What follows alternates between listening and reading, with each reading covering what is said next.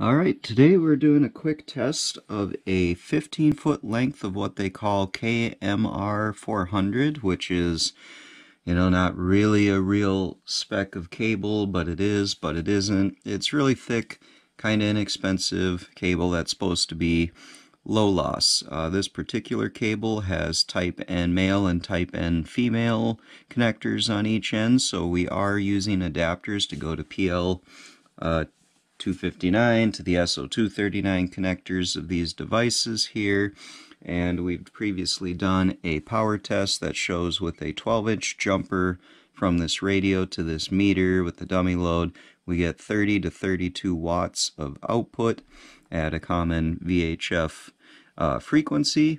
So we're going to see if we can measure with this simple humble setup any power loss through this 15-foot length of cable, but bear in mind, like I said, there are adapters from the type N connectors on the ends of that 15-foot KMR400 cable to make it compatible with these two devices. So without further ado, let's see what we measure when we key up the radio.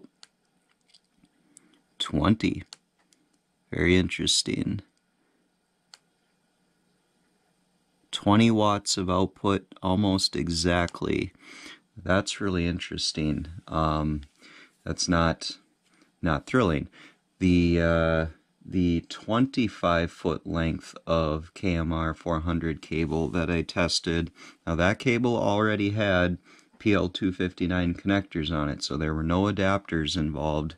So it's not apples to apples, but the 25-foot length only lost about 2 to 4 watts in testing. So I don't know if it's the adapters or the cable or both. We're going to try to test that, but that is a significant loss of at least 10 watts.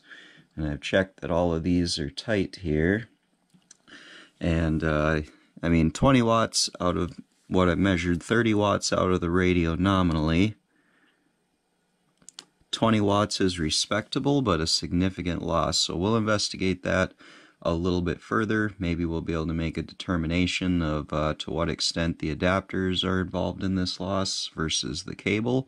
But no, not a terrible result. I was kind of expecting to see something like that with the 25-foot length that had PL259s on it, but very interesting result.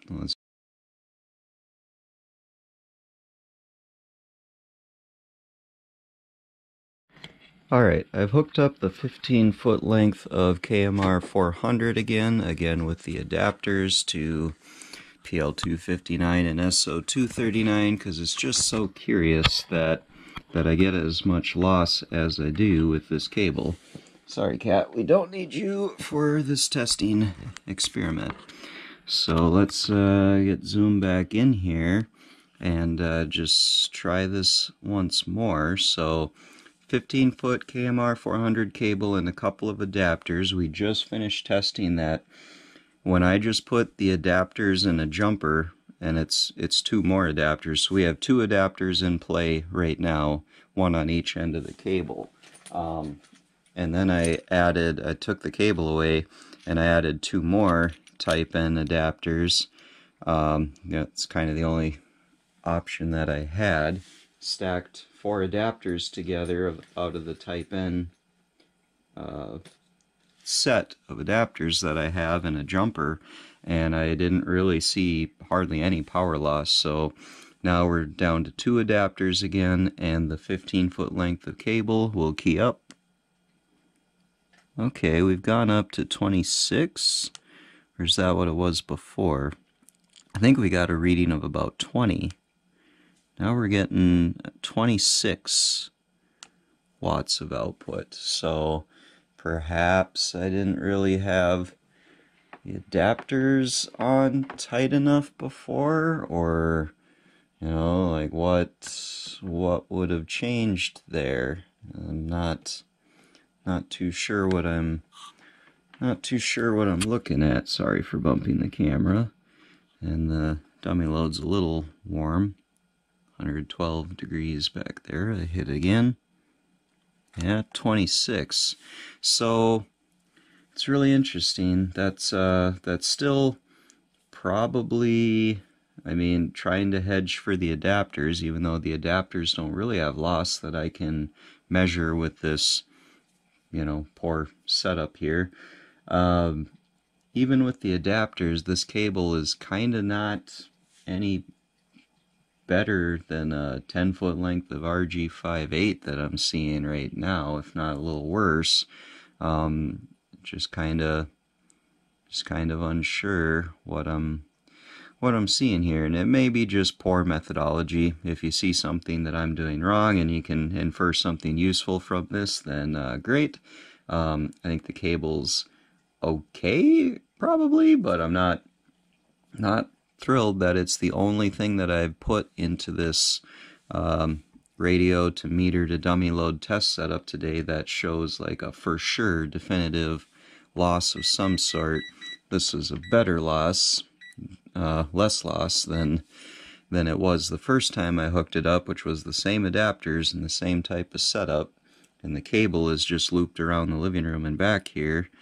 So why would it be different now? I must not have had something tight or something, but 26 watts is still lowest reading out of a cable setup today, and maybe just going in and out of type N adapters is just a tough thing, but I don't really see much loss when I try just the adapters by itself. So I can't really prove it with this setup. I'm just suspicious that this cable is not as great as it purports to be, or the ends aren't maybe done well, or who knows what the case may be. The other longer, I don't know why the longer piece of KMR400 that I tested would have passed more power than the 10-foot shorter piece that's connected now, other than the 25-foot piece already had PL259 ends on it.